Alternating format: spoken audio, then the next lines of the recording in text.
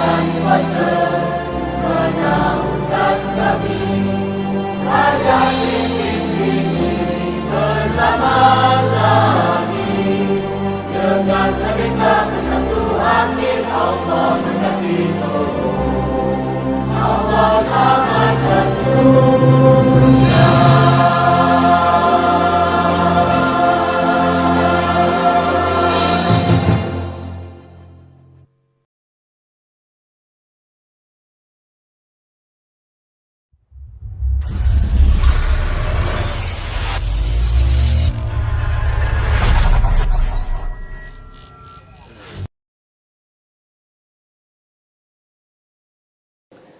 Assalamualaikum warahmatullahi wabarakatuh dan salam sejahtera. Alhamdulillah, setinggi-tinggi kesyukuran dipanjatkan ke hadrat Allah Subhanahu wa taala kerana dengan limpah kurnia dan inayahnya kita bertuah dapat hidup dalam sebuah negara yang harmoni dan bersatu padu. Pandemik COVID-19 yang melanda seluruh dunia telah memberikan kesan kepada kehidupan kita. Namun begitu, melalui usaha-usaha berterusan kerajaan untuk mengekang penularan wabak ini, negara kita mampu membendungnya daripada menjadi semakin parah. Selain pandemik COVID-19, negara kita sentiasa diancam dengan pelbagai permasalahan sosial, antaranya penyalahgunaan dadah. Pelbagai inisiatif telah dilakukan sejak dadah diisytiharkan sebagai musuh nombor 1 negara pada 19 Februari 1983. Polisi dan komitmen negara terhadap usaha menangani permasalahan dadah telah dinyatakan secara jelas melalui peruntukan akta-akta berkaitan dadah dan dasar dadah negara. Tanggungjawab dan peranan setiap pihak juga telah diperincikan dalam dasar dadah negara. Dengan adanya usaha kolaboratif ini yang digerakkan secara bersepadu, insya-Allah penularan penyalahgunaan dadah dalam komuniti juga mampu dibendung daripada semakin parah.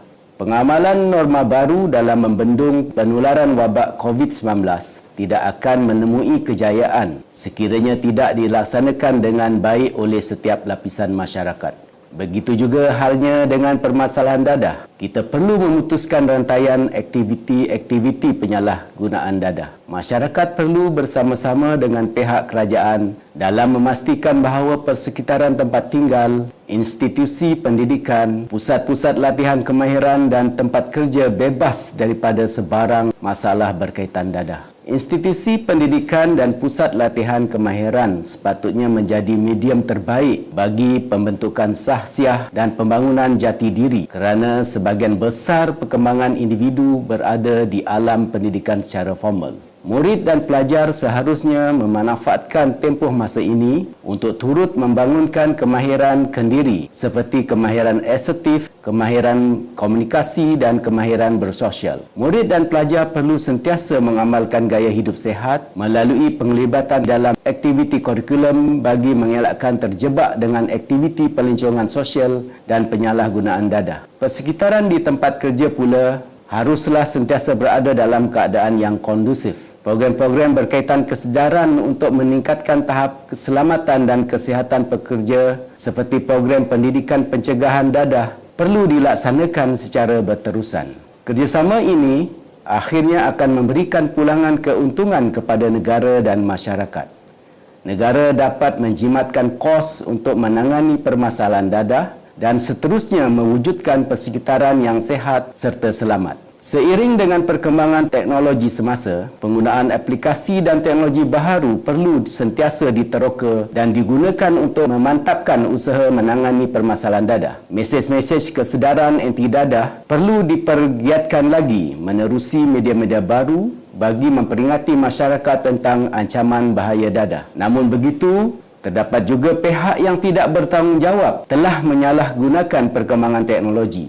Semenjak akhir-akhir ini, dadah dan peralatan-peralatan untuk menggunakan dadah turut dijual di platform media sosial dan aplikasi membeli belah. Oleh yang demikian, pelbagai pihak, terutamanya ibu bapa, perlu sentiasa memantau aktiviti atas talian anak-anak mereka agar tidak terjerat dan terjebak dengan penyalahgunaan dadah. Golongan remaja dan belia adalah modal insan yang akan mengemudi negara pada masa hadapan. Mereka perlu digerakkan dengan jati diri yang kukuh agar dapat menghindari permasalahan sosial termasuk penyalahgunaan dadah. Faktor-faktor pelindung seperti pendidikan pencegahan dadah perlu dipertingkatkan, manakala faktor-faktor risiko pula perlu dikurangkan. Sehubungan itu, fokus peringatan Hari Anti Dadah Kebangsaan ke-38 tahun 2021 ini dengan slogan lebih baik cegah ialah remaja dan belia di seluruh Malaysia. Tema ini dipilih bagi mendorong semua pihak mengambil tanggungjawab dan tindakan dalam menangani permasalahan dadah. Seiring dengan pepatah Melayu,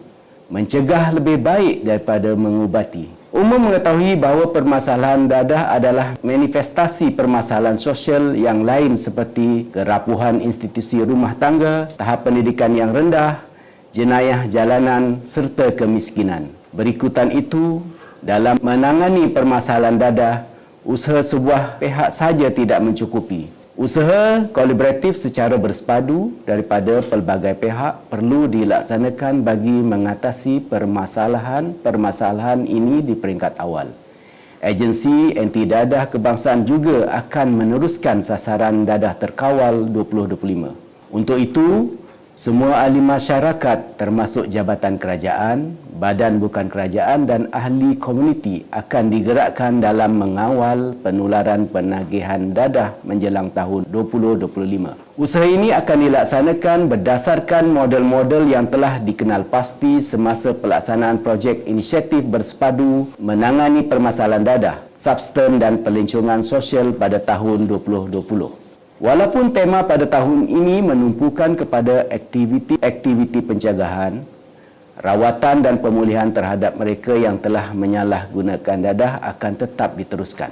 Agensi Anti Dadah Kebangsaan menyeru kepada semua yang telah terlibat dengan penyalahgunaan dadah untuk mendapatkan rawatan dan menjalani pemulihan secara sukarela sama ada di fasiliti yang disediakan oleh kerajaan ataupun swasta. Sementara itu, operasi penangkapan dan penahanan pula akan juga diteruskan supaya kumpulan ini dapat dirawat dan dipulihkan sewajarnya. Di kesempatan ini, saya mewakili Agensi Anti Dadah Kebangsaan merakamkan ucapan setinggi-tinggi penghargaan kepada semua pihak yang telah bersama-sama menangani permasalahan dadah.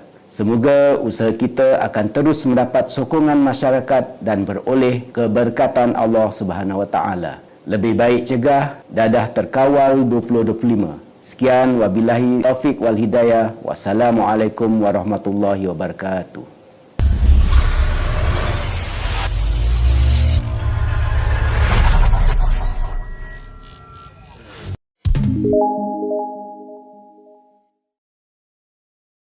Ikrar Anti Dadah. Bahawasanya kami, rakyat Malaysia, berikrar untuk menjauhkan diri dari dadah pada setiap masa dengan memenuhi masa lapang dengan kerja-kerja yang berfaedah, melibatkan diri dalam aktiviti-aktiviti yang berguna dan berfungsi kepada masyarakat, menjadi rakyat berilmu, berakhlak mulia dan mengamal cara hidup sihat dan cergas, menyediakan diri untuk mengisi keperluan wawasan dan membantu segala usaha bagi membebaskan negara Malaysia dari ancaman dadah.